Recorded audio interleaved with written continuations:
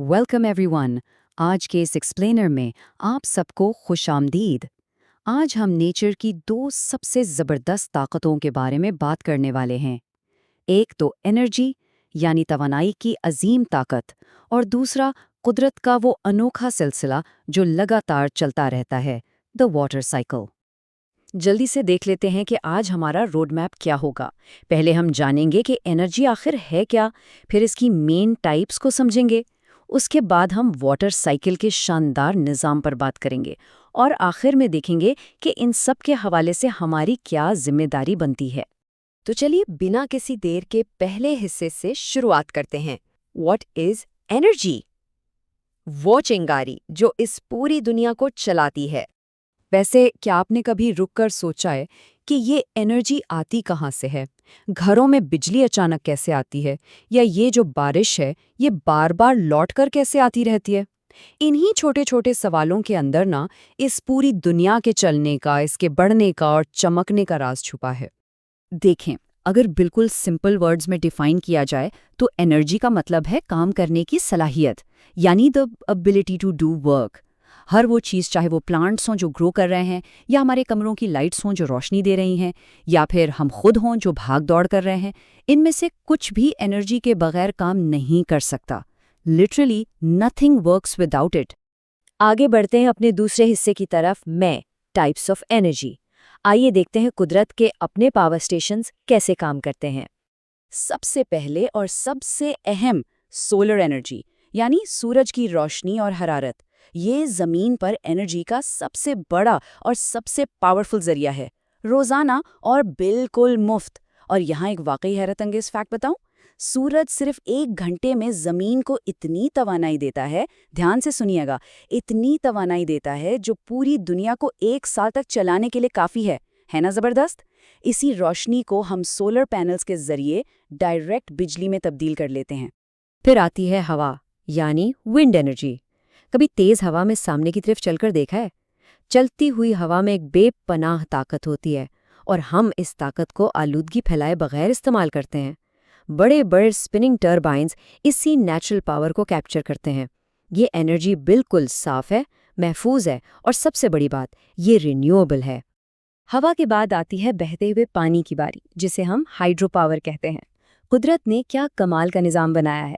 नदियों का मुसलसल बहना और बड़े बड़े डैम्स, ये बिल्कुल नेचर के अपने पावर स्टेशंस हैं, जहां पानी की इस लगातार मूवमेंट को बिजली बनाने के लिए इस्तेमाल किया जाता है। अब यहाँ ज़रा एक पॉइंट पर गौर करें। एक तरफ है केमिकल एनर्जी, जैसे कि हमारा खाना। ये खाना हमारी बॉडी के लिए नेचुरल फ्यूल का काम करता है, राइट?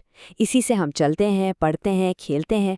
और दूसरी तरफ है इलेक्ट्रिकल एनर्जी, यानी वो ताकत जो हमारे पंखे, लाइट्स और मोबाइल चार्जर्स को चलाती है। पॉइंट ये है कि फ्यूल चाहे हमारी बॉडी का हो या हमारे घरों का, दोनों की अपनी अहमियत है, और इनमें से किसी को भी वेस्ट नहीं होना चाहिए।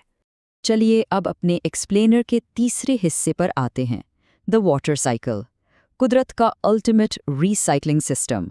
ये शानदार साइकिल नेचर के मुसलसल चलने वाले इंजन की सबसे बेहतरीन मिसाल है। पता है इसकी सबसे मजे की बात क्या है? जमीन पर पानी कभी खत्म नहीं होता। ये बस मुसलसल 4 स्टेप्स में घूमता रहता है। पहला, इवेपोरेशन, सूरज पानी को हीट करता है और वो बुखारात बन जाता है। दूसरा, कंडेंसेशन, ये वेपर ठंडे होकर बादल बनते हैं। तीसरा, रेन, जब बादल भारी हो जाते हैं तो पानी बारिश की शक्ल में नीचे आता है। और चौथा, कलेक्शन, ये पानी वापस नदियों और समंदरों में जमा हो जाता है। ये सिलसिला इतना पुराना है कि हो सकता है जो पानी हम आज पी रहे हैं ना, किसी जमाने में वही पानी किसी डायनासोर ने भी पिया हो। Seriously think about that. और अब आते हैं आखिरी हिस्से की तरफ, आवर रिस्पॉन्सिबिलिटी। इन सब चीज़ों का हमारी रोज़मर्रा ज़िंदगी और आदत से क्या ताल्लुक है? देखें, जब हम कुदरत के बैलेंस को देखते हैं और फिर अपनी इंसानी आदत को देखते हैं तो एक बहुत वाज़े फ़र्क नज़र आता है। कुदरत कितनी जेनरस है, सूरज रोशनी देता है, हवा चलती है, और पानी का ये अमेजिंग साइकिल खुद ब खुद परफेक्ट तवाज़ुन में काम करता है। लेकिन दूसरी तरफ हम इंसान अक्सर केयरलेस हो जाते हैं।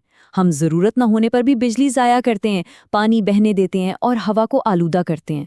कुदरत का ये खूबसूरत बैलेंस हमारी इन्हीं आदतों की वजह से मुतासिर हो रहा है। पर हम इसे ठीक कर सकते हैं, और उसके लिए हमें कोई बहुत बड़े काम नहीं करने।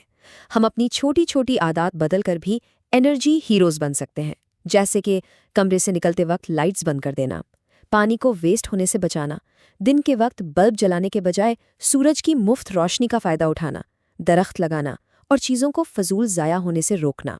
ये कितने सिंपल काम है ना, लेकिन इन्हीं से हम अर्थ के इन डेलिकेट साइकिल्स को हमेशा के लिए महफूज रख सकते हैं। अपनी इस गुफ्तगू को मैं यहाँ क्लोज करता हूँ, लेकिन उससे पहले आप सबके लिए एक सवाल छोड़कर जा रहा हूँ। सोचिए ज़रा, अगर कुदरत अपनी तवानाई को इतनी जिम्मेदारी, तवाज़ुन और सखावत के साथ इस्तेमाल करती है, तो क्या हमें वैसा नहीं करना चाहिए? क्योंकि एनर्जी इस दुनिया को चलाती ज़रूर है, लेकिन आखिरकार इस प्लैनेट को बचाना और इस तवानाई को अगले आने वाले वक्तों के लिए महफूज रखना, ये हमारी ही जिम्मेदारी है।